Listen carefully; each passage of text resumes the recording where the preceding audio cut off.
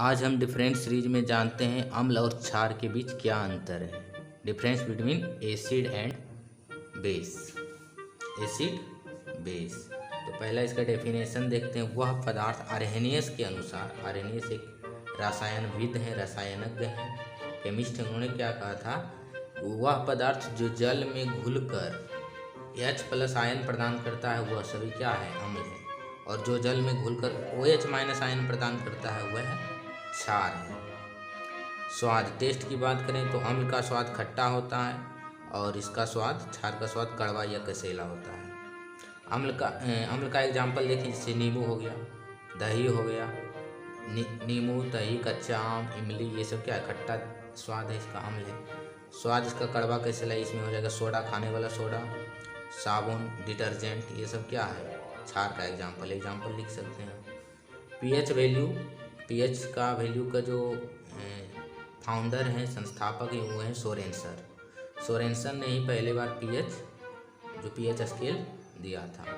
अम्ल का पीएच मान 7 से कम होता है, <7। क्षार का पीएच मान 7 से अधिक होता है। ये पीएच वगैरह क्या होता है, ये सब हम डिटेल्स में अम्ल क्षार वाले वीडियो में देख चुके हैं। नीला लिटमस पत्र को लाल कर देता है कौन, अम्ल। इसको कैसे याद रखेंगे, अम्ल में लास्ट में क्या है, ल मतलब लाल करता है। अम्ल लाल किसको करेगा, नीला को ही लाल करेगा, लाल को तो लाल नहीं करेगा, लाल पर कोई प्रभाव नहीं पड़ेगा। तो अम्ल क्या करता है, नीले को लाल कर देता है। अम्ल और धातु की अभिक्रिया होती है तो लवण और हाइड्रोजन गैस बनता है। इसको एग्जाम्पल से याद रख सकते हैं। अम्ल का एग्जाम्पल हो गया HCl, जो कि पेट में पाया जाता है, हाइड्रोक्लोरिक अम्ल। HCl प्लस जिंक धातु अभिक्रिया करके ZnCl2 प्लस हाइड्रोजन गैस। उसी तरह क्षार क्या करता है, लाल लिटमस को नीला करता है। अब यहाँ से अम्ल वाला हम एलिमिनेट कर लेंगे तो क्षार निकल जाएगा, बच जाएगा। तो अम्ल क्या करता है, लाल करता है। किसको लाल करेगा भाई, नीले लिटमस पत्र को। और लाल लिटमस को नीला कौन करता है, क्षार। क्षार प्लस धातु, वही प्रोडक्ट बनेगा, लवण और जल। यानी कि क्षार और धातु, लवण और hydrogen gas. Zn plus NaOH, Na2 sodium zincate क्या, साल्ट है, एक लवण है और हाइड्रोजन गैस। अम्ल धातु के कार्बोनेट से अभिक्रिया कर या धातु के बाइकार्बोनेट से अभिक्रिया कर क्या प्रदान करती है, लवण, पानी यानी कि जल और कार्बन डाइऑक्साइड। और ये धातु के कार्बोनेट से अभिक्रिया नहीं करती है, कौन, क्षार। क्यों नहीं करती, क्योंकि धातु का कार्बोनेट क्षार होता है। तो क्षार से अभिक्रिया कर सकती है, नहीं। तो अम्ल धातु के कार्बोनेट से अभिक्रिया इसलिए कर पाती क्योंकि धातु के कार्बोनेट क्या होते हैं, क्षार। और अम्ल और क्षार बनता है तो लवण और जल बनता है, कार्बन डाइऑक्साइड गैस बनता है क्योंकि कार्बोनेट है। तो क्षार धातु के कार्बोनेट से अभिक्रिया नहीं करती है क्योंकि धातु के कार्बोनेट क्या होते हैं, क्षार होते हैं, इसलिए। एक और डिफरेंस है, अम्ल धातु के ऑक्साइड से अभिक्रिया कर लवण और जल बनाती है, क्षार अधातु के ऑक्साइड से अभिक्रिया कर लवण और जल बनाती है। अम्ल धातु के ऑक्साइड से अभिक्रिया इसलिए करती है क्योंकि धातु के ऑक्साइड क्षारीय होते हैं। और क्षार धातु के ऑक्साइड से अभिक्रिया इसलिए नहीं करती है क्योंकि धातु के ऑक्साइड क्षारीय होते हैं। क्षार और क्षार अभिक्रिया नहीं होगा, इसलिए अधातु के ऑक्साइड से अभिक्रिया करती है। तो HCl प्लस CuCl2 लवण है, ये जल है। ये कैल्शियम हाइड्रोक्साइड क्या है, क्षार है, CaOH प्लस CO2, C क्या है, कार्बन, अधातु है, तो अधातु के ऑक्साइड, कैल्शियम कार्बोनेट लवण है और जल। तो यहाँ पर एक और ध्यान में रखना, अधातु के ऑक्साइड क्या होते हैं, जितने भी अधातु के ऑक्साइड हैं, जैसे कार्बन डाइऑक्साइड हो गया, तो ये सब क्या होते हैं, अम्लीय होते हैं। कैसे याद रखेंगे, अधातु में पहला अक्षर O है तो अधातु के ऑक्साइड क्या होंगे, अम्लीय। और धातु के ऑक्साइड जो बच गया, क्या बच गया, क्षारीय। तो धातु के ऑक्साइड क्षारीय होंगे, अधातु के ऑक्साइड अम्लीय होते हैं। और जो सूचक से संबंधित हो वो भी याद रखेंगे, जैसे कि नीले लिटमस पत्र को लाल करता है अम्ल, उसी तरह एक और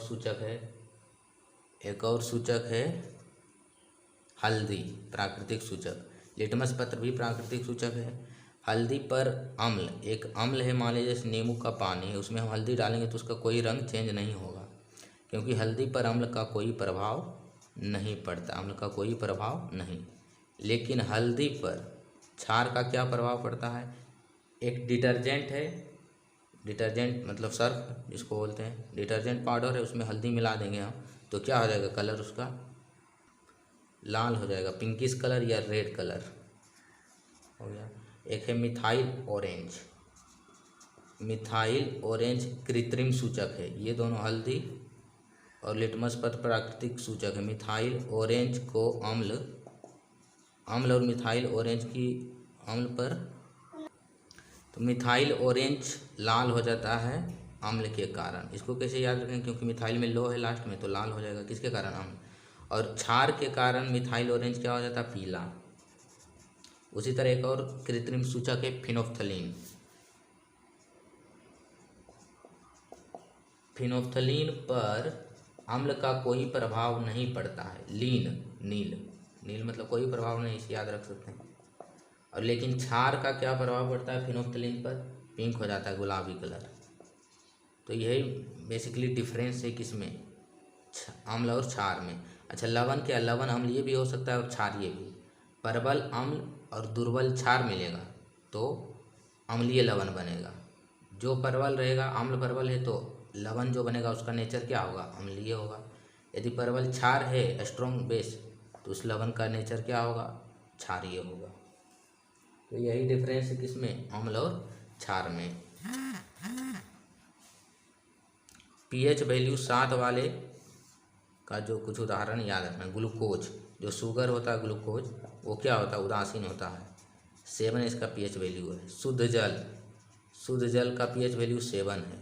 साधारण नमक वाला पानी भी क्या होता है, न्यूट्रल होता है, साधारण नमक। और पीओपी प्लास्टर ऑफ पेरिस क्या होता है, उदासीन होता है।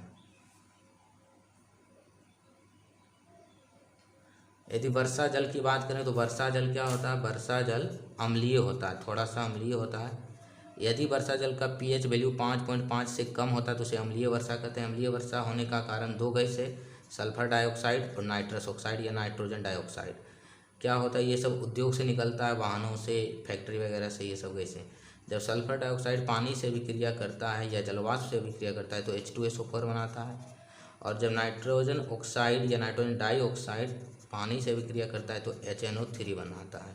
और नाइट्रिक अम्ल और सल्फ्यूरिक अम्ल, यही दोनों अम्ल अम्लीय वर्षा के प्रति जिम्मेदार कारण है। अम्लीय वर्षा के कारण क्या होता है, जो बिल्डिंग वगैरह उसका कलर ख़त्म हो जाता है। जैसे ताजमहल का क्या हो गया, कलर डिग्रेडेशन होता है। साथ ही समुद्र में जो जलीय जीव होते हैं, अम्लीय जल के कारण उसकी मृत्यु हो जाती है, यानी जलीय पारितंत्र के लिए घातक है और मनुष्य के स्वास्थ्य के लिए भी घातक है। तो इतना ही था इसमें अम्ल और क्षार में डिफरेंस।